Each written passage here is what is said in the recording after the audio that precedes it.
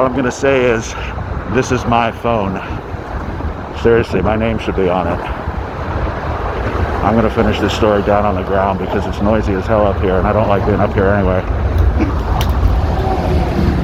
And my glasses fell off again.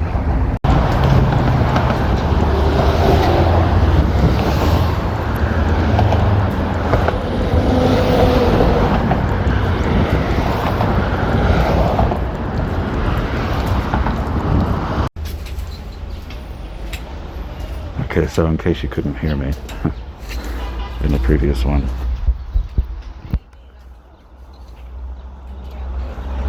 that I check in on that phone every once in a while because that's my phone.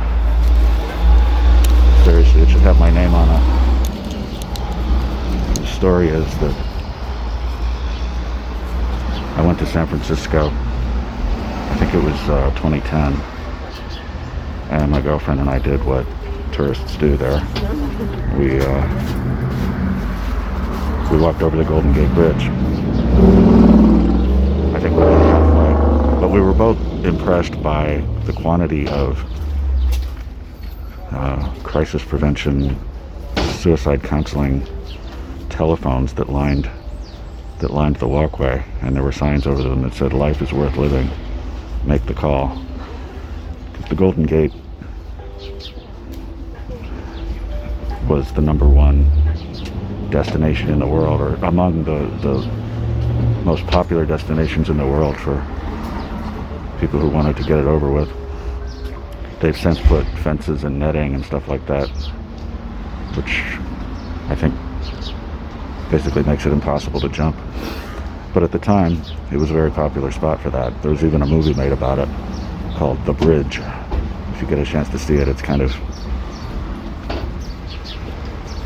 nauseating at first to see people jumping off a bridge like that, but it's interesting. So anyway, when we came back, we decided to walk over the Triborough, and she'd never done that before. And I was surprised to see that since the last time I'd been up there, they erected a sign that said, "Life is worth living. Make the call." And it said that there was a crisis prevention suicide counseling telephone up ahead. So I was intrigued, and I'm a phone guy, so I was kind of intrigued to see what type of device they used.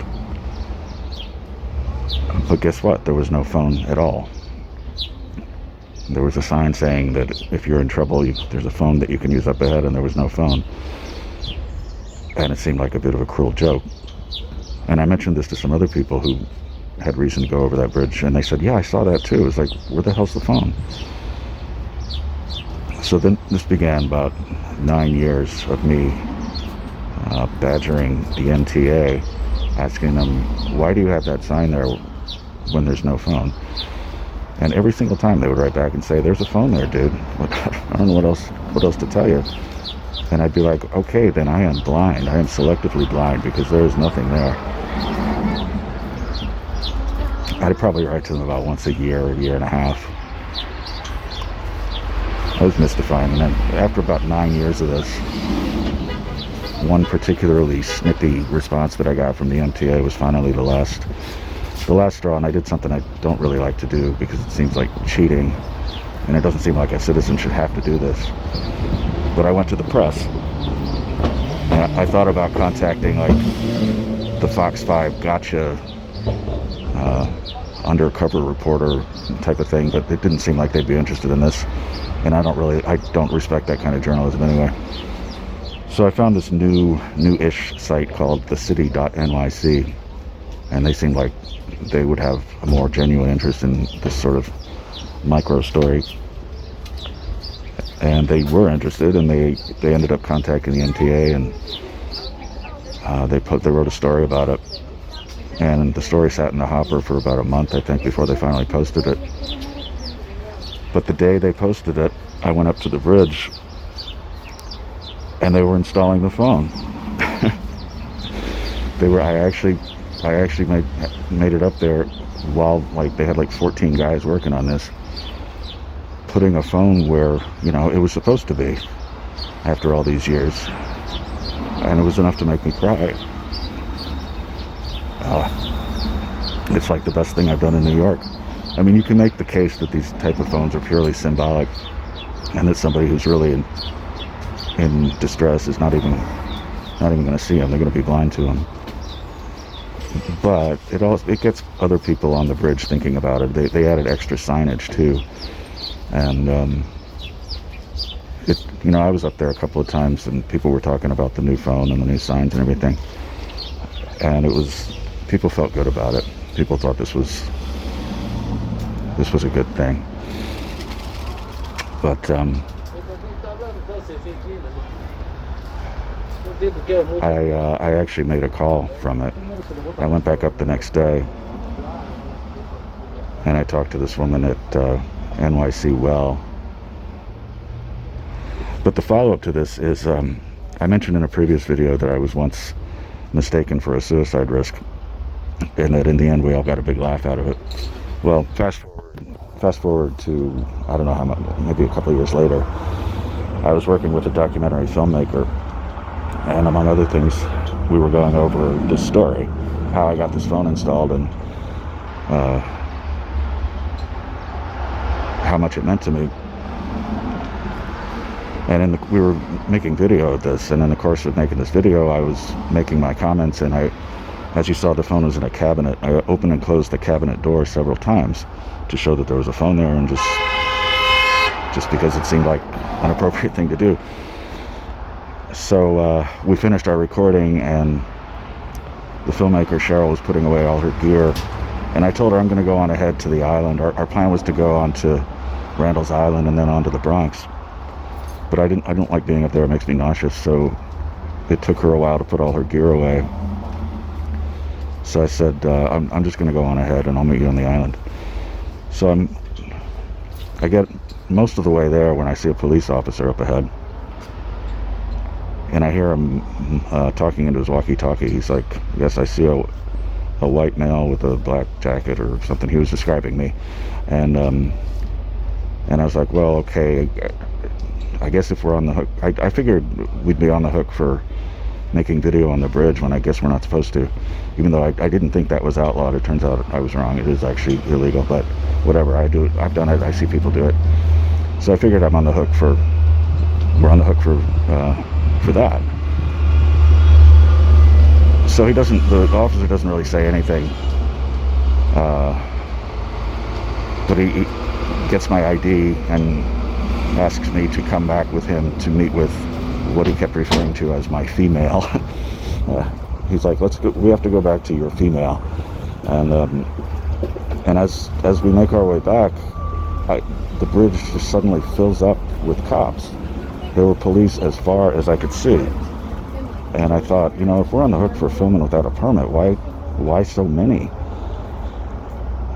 So by the time I get there, there's like 15 cops talking to Cheryl, and by the time I get there, everybody's already laughing, because little did I know that every time I opened that cabinet door, it set off an alarm at the precinct or the bridge headquarters, I don't know which. And when it went off multiple times, they must have assumed that whoever was up there was too distressed to actually follow through and make a call or something like that. They figured there was trouble ahead, and when they think there's a jumper up there, they send out the full force. So they're seriously, there were like 25 or 30 cops in a very narrow space. So Cheryl had told the story of what we were doing up there. They grilled me, and I told exactly the same story. I mean, we didn't go up there agreeing to get our stories straight, but our stories aligned. And I saw all of these shoulders relax, and people like took, you know, a wave of relief swept over the swarm of law enforcement. But you know, even after all that, I mean, and I explained to him, she explained to them first that I'm the person who had that phone put in. We were up here documenting that, and I said the same thing. And the senior officer there and I even got into a little bonding over the fact that sign was there, but there was no phone up ahead. He's like, yeah, you know, I noticed that too. There's like, well, I put a sign there when there's no phone. And I said, well, we solved that, right? But even after that, they were still peppering me with questions, making sure I'm not really suicidal. And the officer that detained me escorted me on to Randall's Island. And that was the end of that. So that's how I was once mistakenly pegged as a suicide threat. But just a couple of follow-up points.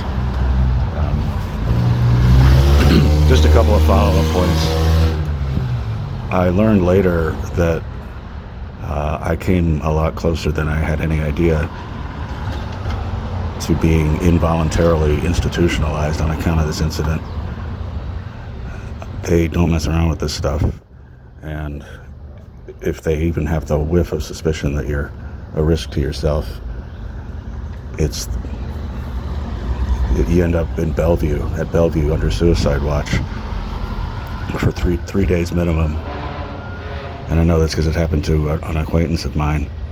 He was being more obviously an asshole than I was up there, but he was on the Queensboro, drunk as hell at like 1 o'clock in the morning, and he was making gestures of jumping over. He was faking it, thinking it was funny. But police or surveillance or whatever didn't think it was funny. And he was, they locked him up, and he sobered up, and he was like, after 2 days, he's like, can't you see that I'm not really suicidal, that I was just horsing around? And they just, no, you have to stay here for 3 days. And he wasn't allowed to contact anybody. His workplace didn't know what the hell happened to him. They might have thought he killed himself on account of not being able to communicate with them. So like I said, the senior officer there kept peppering me with questions, and he was looking for an opening. He was looking for any kind of opening to indicate that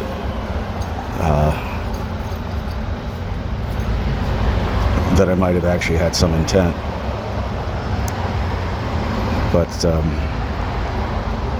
if Cheryl and I, if our stories had not lined up perfectly, they probably would have taken any opening they could find. Another kind of amusing upshot or sort of consequence of this was it's illegal to ride your bike up there, but bicyclists don't care about rules. And it's a routine thing for me to go up there and either be brushed or just have the shit scared out of me by a bicyclist racing up behind me. Sometimes they blow a whistle as if that's, no, I don't know. I don't want to talk about it, but it's routine for bikes to just ignore the rules and race down that very narrow passageway that's really not suited for that kind of company. And it's even, if you ask me, it's dangerous as hell when you get up to the middle part of the span, because the railing is really quite low, and it's not too far-fetched, I don't think, to imagine a collision of two bikes sending one or both people over the edge. But anyway, an upshot of this incident was that with all that police presence up there that day, the bicyclists actually this time followed the rules, and they were walking their bikes, and word got down the chain pretty fast that there was the fuzz up on the bridge. And I've never seen this happen before. I've never seen a bicyclist walk their bike over that bridge. But beyond that, they were being like conspicuously courteous to the police. They're like, "Oh, hello, officer. Good afternoon. How you doing? Good to see you." It was amusing, but today, as I saw, it's all back to normal. I check in on the phone once in a while just to make sure it's there, but I don't touch it. I don't open that cabinet door, not even once.